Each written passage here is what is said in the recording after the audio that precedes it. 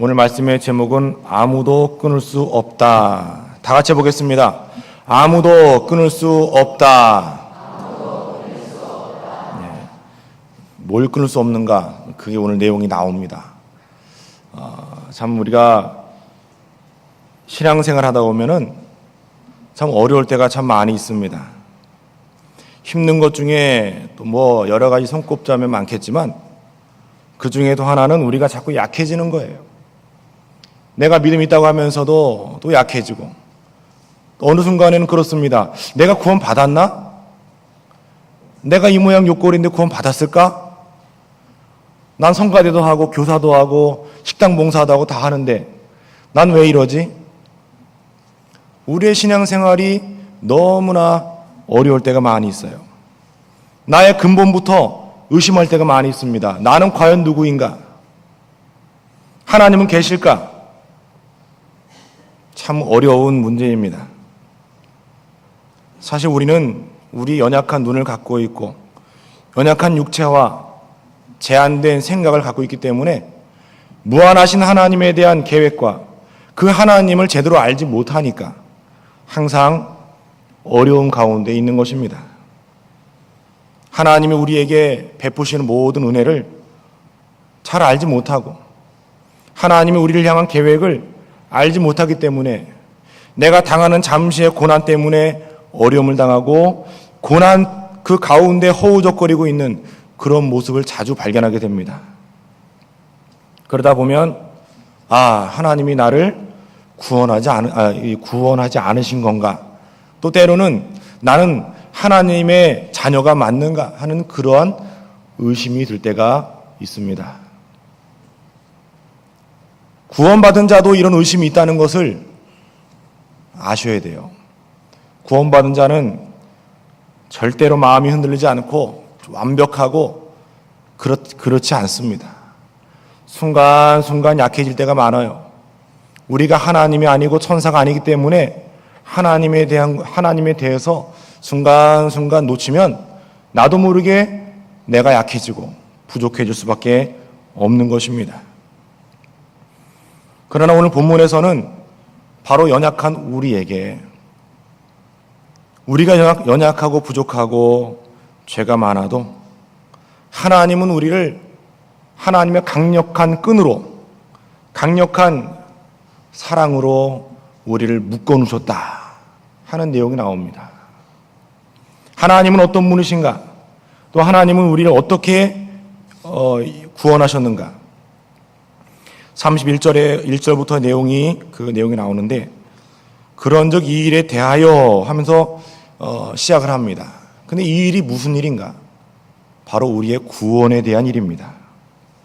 28절부터 보면 우리가 알거니와 하나님을 사랑하는 자 곧 그 뜻대로 부르심을 입은 자들에게는 모든 것이 합력하여 선을 이루느니라. 하나님이 미리 하신 자들로 또한 그 아들의 형상을 본받게 하기 위하여 미리 정하셨으니 이는 그로 많은 형제 중에서 맏아들이 되게 하려 하심이니라. 또 미리 정하신 그들을 또한 부르시고 부르신 그들을 또한 의롭다 하시고 의롭다 하신 그들을 또한 영화롭게 하셨느니라. 이것이 바로 하나님의 구원이고 우리를 향한 구원 계획 가운데 모든 것이 포함되어 있다 하는 것을 말해줍니다. 그런데 이 일에 대하여, 오늘 31절의 시작이 이 일에 대하여, 이 구원에 대하여 우리가 무슨 말 하리요? 사도 바울이 말합니다. 우리가 무슨 말 할 수 있겠느냐? 하나님이 우리를 구원하시겠다는데, 하나님이 우리를 보호하시겠다는데, 하나님이 우리를 선택하시겠다는데 우리가 무슨 말 하겠느냐? 우리는 아무 말 할 수 없고 하나님의 구원의 선택에 대해서 왈가왈부할 수 없는 그러한 존재들입니다. 우리가 하나님을 바꿀 수가 없고 하나님의 계획에 참견할 수 없다는 얘기입니다. 왜냐하면 그 모든 구원 계획은 누구의 일이십니까? 하나님의 일이기 때문에 그런 것입니다. 하나님의 일을 하나님이 하시는데 왜 보잘것없는 우리가 하나님의 일에 끼어들겠습니까? 우리는 감히 끼어들 수 없습니다.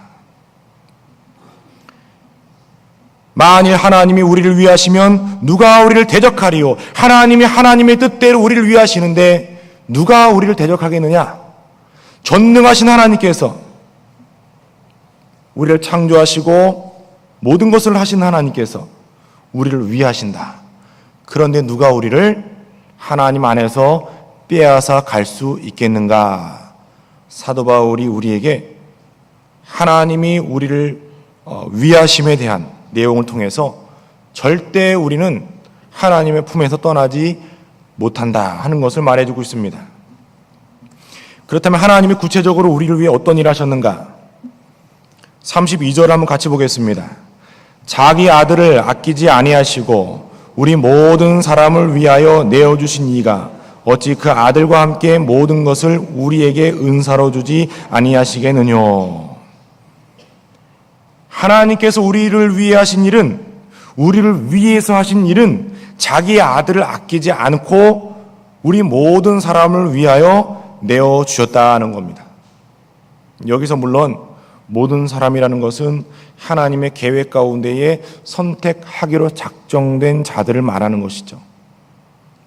바로 여러분들을 위해서 하나님께서 아들을 이 땅에 보내셨다.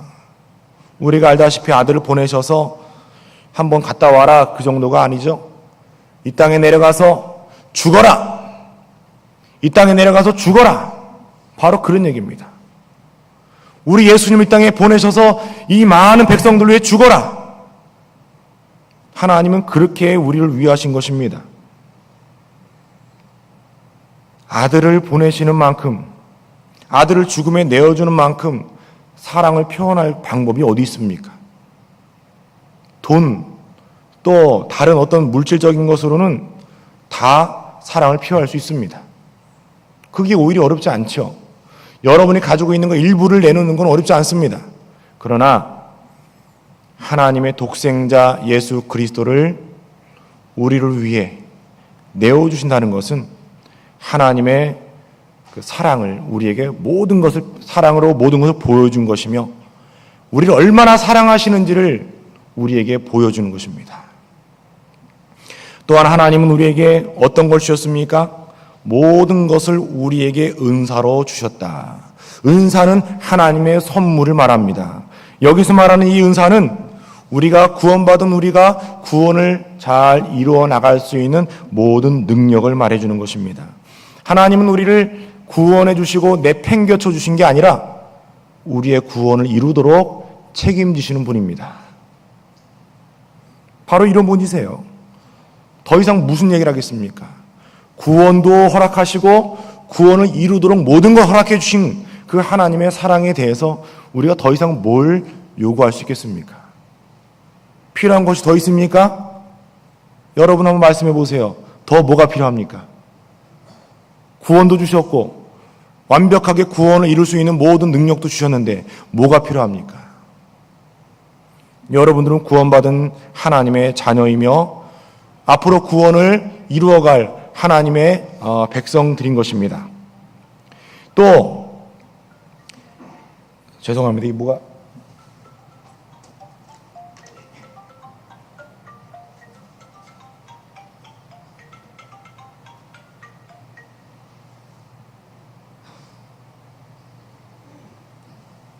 제가 그 요절 보내려고 문자 알람 맞춰놓은 것이 그 우리 교사들에게 그 보내기 위해서 알람 맞춰놓은 것이 주일날도 올려버리네요. 아이고 죄송합니다. 계속하겠습니다. 죄송합니다.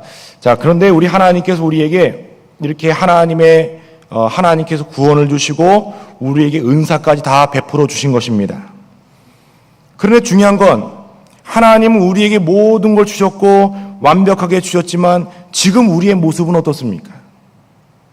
우리는 지금도 계속 방해를 받고 있습니다. 누구의 방해를 받고 있습니까?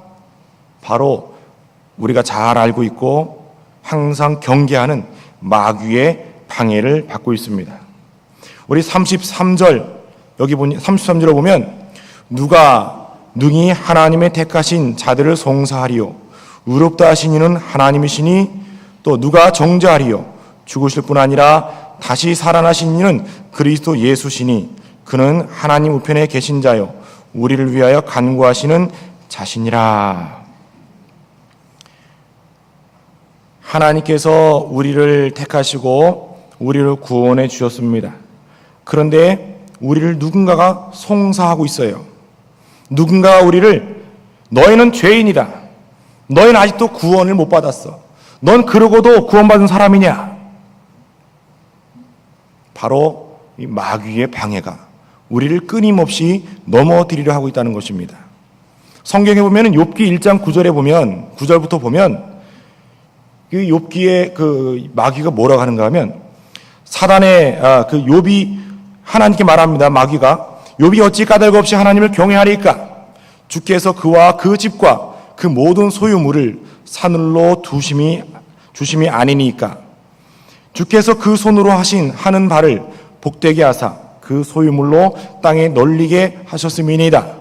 이제 주의 손을 펴서 그의 모든 소유물을 치소서. 그리하시면 정령 대면하여 주를 욕하리이다.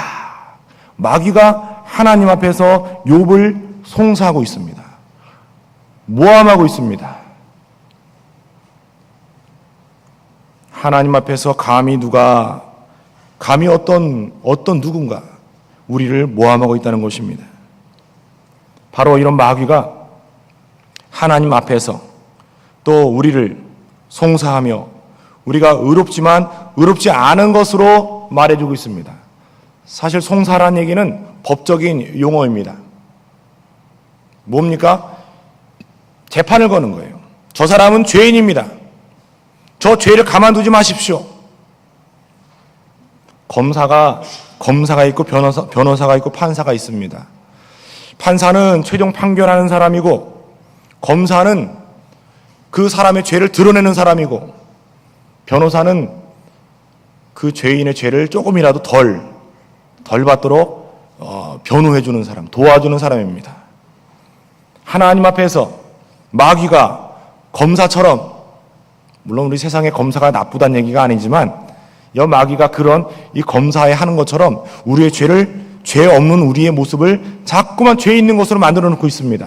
죄인입니다. 저 사람 하나님이 물질 줬기 때문에 이렇게 온 것이지 물질을 빼앗아 가보십시오. 저 사람 하나님 안 믿을 것입니다. 하나님 저 사람 가짜입니다. 저거 보십시오. 저거 교회에선 잘하지만 밖에 나가면 저렇게 하지 않습니까? 가짜입니다. 가짜. 왜 저 사람 가만두십니까? 당장 멸해야 되는 거 아닙니까? 마귀가 욥을 하나님 앞에서 송사하고 또 하나님 앞에서 정죄한 것처럼 마귀는 우리를 하나님 앞에서 어떻게든지 넘어지게 하려고 수단과 방법을 가리지 않고 있다는 것입니다. 우리의 생활 가운데 잘못한 것이 얼마나 많이 있습니까?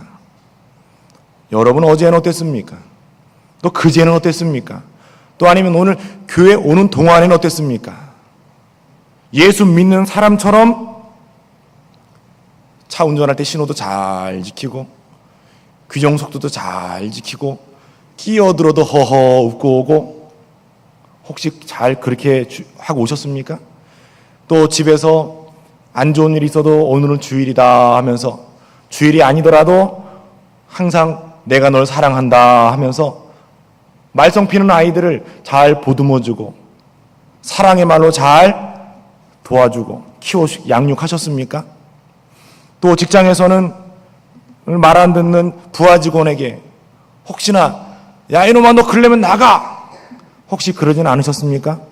아니면 상사에게 뒤에 가가지고 그 사람 이상한 사람이야 하고 뒤에서 좀 안 좋은 얘기를 혹시나 하지 않으셨습니까? 또 대통령이 못한다고 대통령에 대해서 그 여자가 하면서 혹시 욕하진 않으셨습니까? 우리가 믿는 자이지만 우리의 모습은 다 그래요. 그러면 사탄은 그런 걸 놓치지 않습니다. 거 봐라. 너 그러고도 믿는 사람이냐? 너 그러고도 성가대 하냐? 너 그러고도 봉사하냐? 교사하냐? 계속 마귀는 우리를 넘어뜨리려고 합니다. 그러나 재판장이 누구십니까?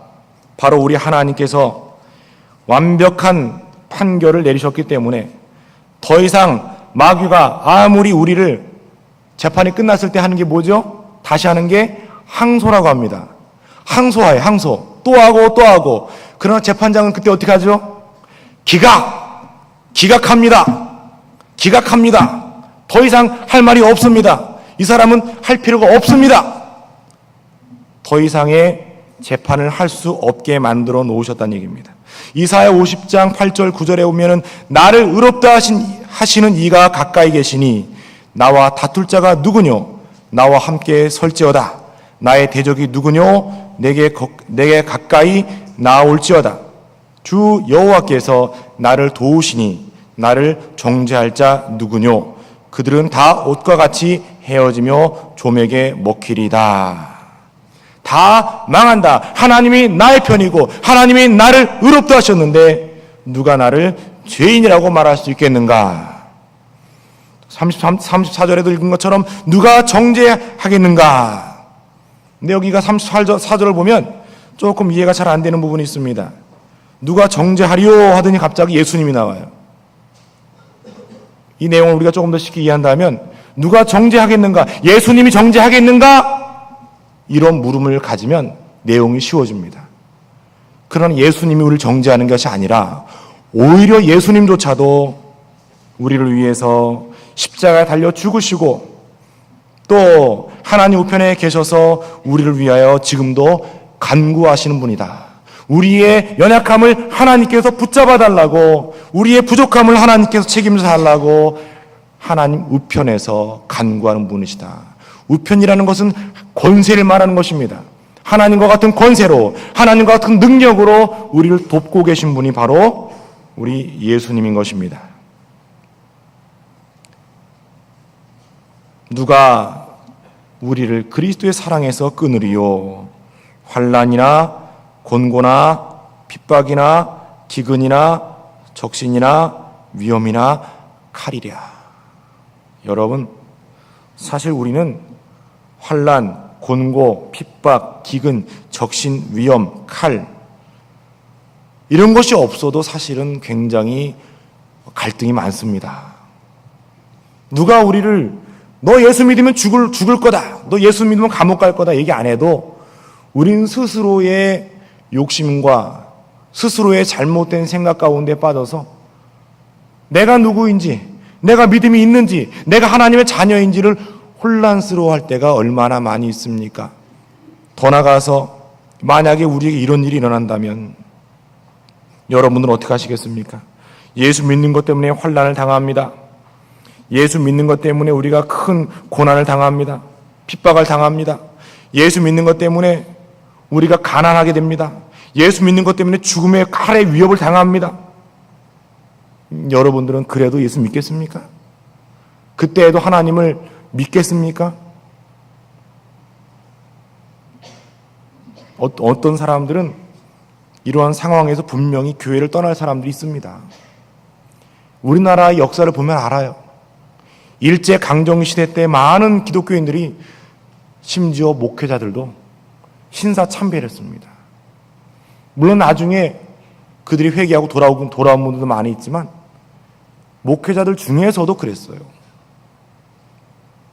그러면 환난, 핍박, 곤고, 기근, 적신, 위험 이런 것을 만약에 넘어갔다. 그러면 우리는 어떻게 되는 것입니까? 우리는 어떻게 되죠? 믿음을 다 못 지키고 환난과 곤고, 핍박, 기근 이런 넘어가 버렸어요. 이런 것 때문에 난 예수님 포기했습니다. 어떻게 됩니까? 얘기 좀 해보세요. 어떻게 되죠? 우린 영원한 멸망일까요? 죽음입니까? 그렇지 않다는 것이 하나님의 약속이고 하나님의 일하심입니다. 그렇지 않다는 거예요. 우리에게 당하는 고난은 필연적인 것입니다. 36절에도 보면 기록된 바 우리가 종일 주를 위하여 죽임을 당케 되며 도살을 양같이 여김을 받았나이다 함과 같으니라. 이렇게 말씀하고 있습니다. 우린 종일 죽을 위험을 당하고 있습니다. 우린 핍박을 당할 수밖에 없습니다. 때로는 죽음의 위험을 당할 수밖에 없습니다. 이스라엘 백성들, 유대인들이 과거에 이런 일을 당했던 것처럼 우리 그리스도인들도 고난을 당하는 것이 필연적인 것입니다.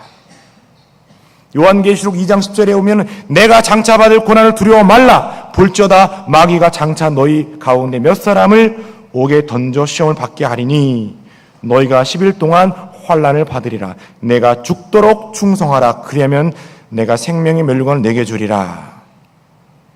여러분, 우리 요한계시록 2장 10절에 나와 있는 내용을 볼 때 하나님께서 우리가 받을 고난을 또 우리가 고난을 당하는 것을 당연히 여기셨지만 그러나 두려워하지 말라는 것입니다.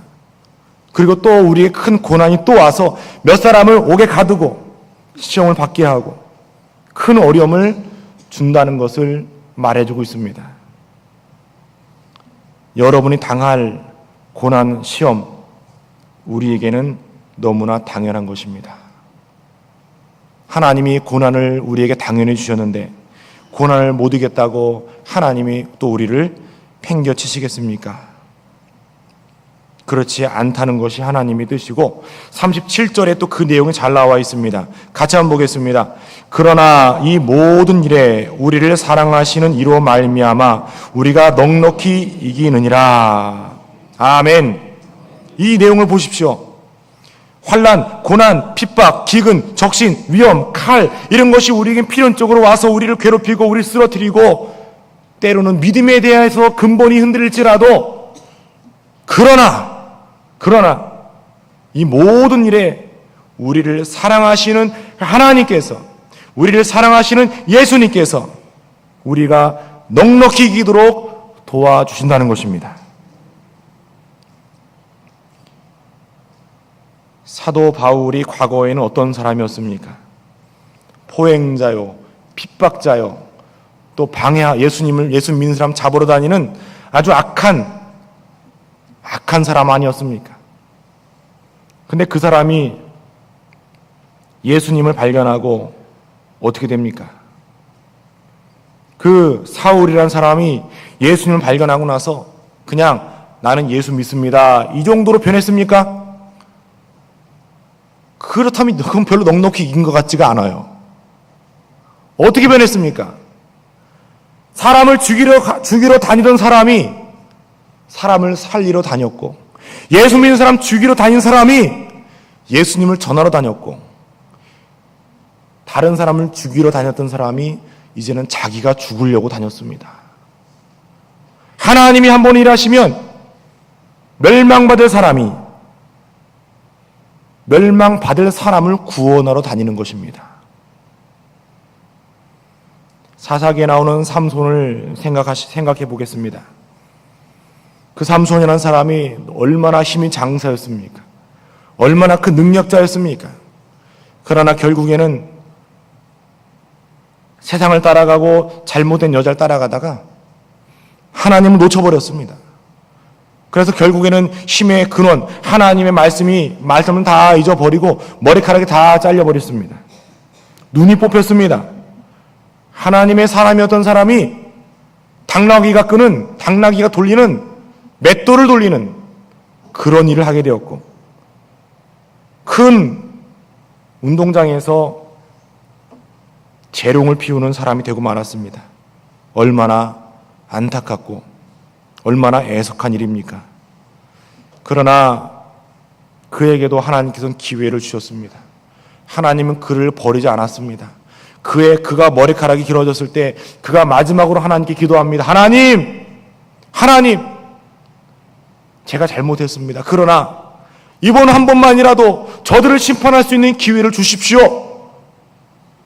그 기도를 하고 그 운동장에 나가서 거기가 사실 신전입니다. 신전. 많은 사람들이 모여서 그곳에서 제사도 하고 그곳에서 잘못된 이 사람들을 괴롭히기도 하고 재롱도 피우고 여러 가지 하는 그런 곳에 수많은 사람들이 모여있는 그곳에서 마지막으로 하나님께 기도하고 나가서 그것을 무너뜨려 버렸습니다. 양팔로 기둥을 잡고 밀었는지 잡아당겼는지 아마 이게 안 왔다고 그랬는데 기둥이 무너지면서 자기가 살아서 이 땅에서 죽였던 사람들보다 자기가 죽으면서 죽였던 사람들이 더 많았다고 그랬습니다. 하나님이 한번 일하시면 우리의 모든 삶은 넉넉히 이기는 삶으로 바뀌게 됩니다.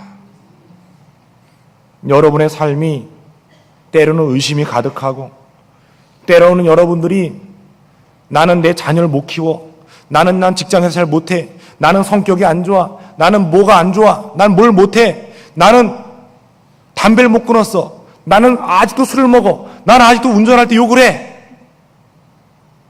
나는 아무도 없을 때 너무 엉망이야 하면서 여러분 스스로의 자책감이 생기고, 그러면서 나는 어떡하지?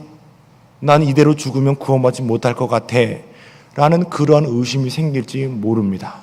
그러나 우리 하나님은 우리를 사랑하시고, 그 사랑의 능력으로 우리를 붙잡아 주시고, 사랑의 능력으로 우리를 다시 한번 이끌어 주시고, 내가 절망 중에 있을지라도 하나님은 우리를 소망 가운데 이끌어 주시는 그러한 하나님임을, 또 의심 가운데 있을지라도 우리를 다시 확신 가운데로 이끌어 주시는 그러한 하나님이라는 것을 기억하시기 바랍니다.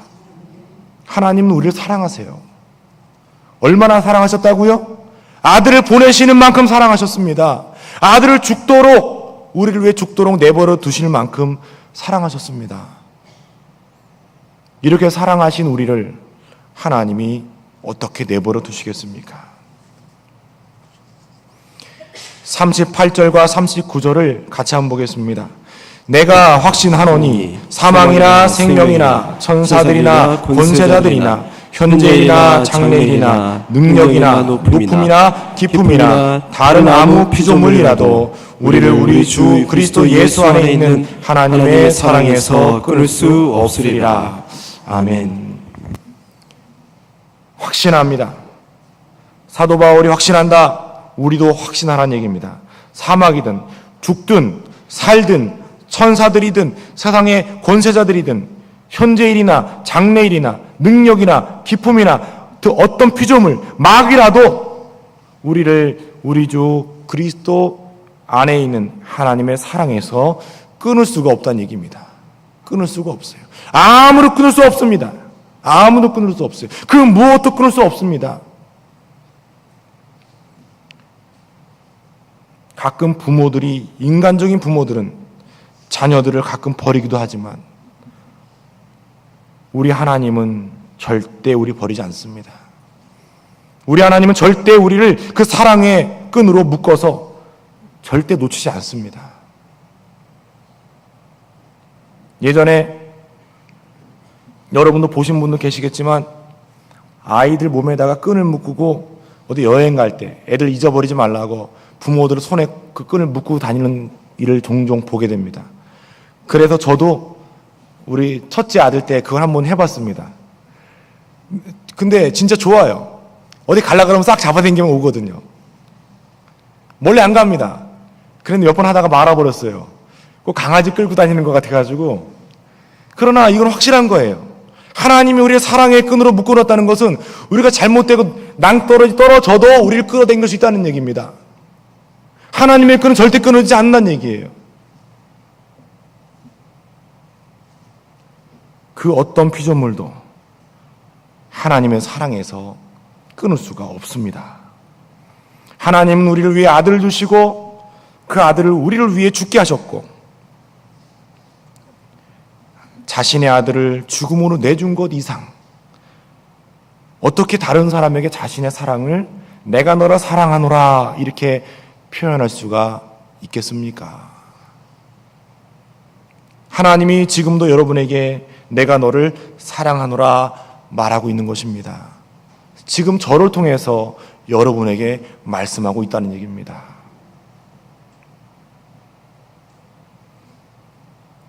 때로는 부모가 죽는 것보다 자식이 죽는 걸 더 안타까워하고 난 죽어도 넌 살아야 돼 하는 그런 부모가 많이 있지만 하나님은 바로 여러분들을 위해 그 독생자 예수를 내오셨다. 보냈다. 죽도록 보냈다. 이것은 우리가 감히 흉내낼 수 없는 일입니다. 그만큼 우리를 사랑하시고 그만큼 우리를 사랑하시는 그 사랑의 끈으로 우리를 묶어 놓으셨다는 것입니다. 여러분도 어떤 일이 와도, 여러분에게 어떤 고난과 방해, 어려움이 와도 여러분은 걱정 없습니다. 때로는 태풍이 불어서 집이 날아가도 걱정 없습니다. 쓰나미가 몰려와도, 우리를 덮쳐와도 우린 걱정 없습니다. 사망이나 생명이나 어떤 고난이 나에게 와도 하나님의 끈은 우리를 묶고 있기 때문에 절대 우리는 걱정 없습니다. 비록 내가 환난 중에 죽을지라도, 내가 병들지라도, 내가 사고를 당할지라도, 내가 때로는 낙심 중에 있을지라도, 또 때가 내려는 의심 가운데 있을지라도 하나님의 사랑의 끈이 우리를 온전히 묶고 있기 때문에 우리는 걱정 없습니다. 끊임없이 마귀는 우리를 흔들어 놓고 우리가 가지고 있는 약한 부분을 자꾸만 찌릅니다. 약한 죄를 자꾸만 건드립니다. 우리를 자꾸 넘어뜨리려 합니다. 그러나 우리는 넘어지지 않을 것입니다. 우리가 강하고 우리가 능력이 있어서가 아니라 창조주이시며 우리의 구원자이시며 우리의 주인 되시는 하나님이 우리를 하나님의 자녀 삼아 주셨고 우리를 끊어지지 않는 사랑의 줄로 묶어 우리를 끌어주시기 때문에 우리는 걱정 없습니다. 혹시라도 여러분 가운데 하나님이 나를 사랑하시는가, 나는 구원받았는가 의심이 드시는 분들, 오늘 말씀으로 다시 한번 확신을 갖고 의심이 아닌 이제는 구원을 이루어 나가는 발전적인 믿음으로 한 걸음 나아가시기를 간절히 바라겠습니다. 기도하겠습니다.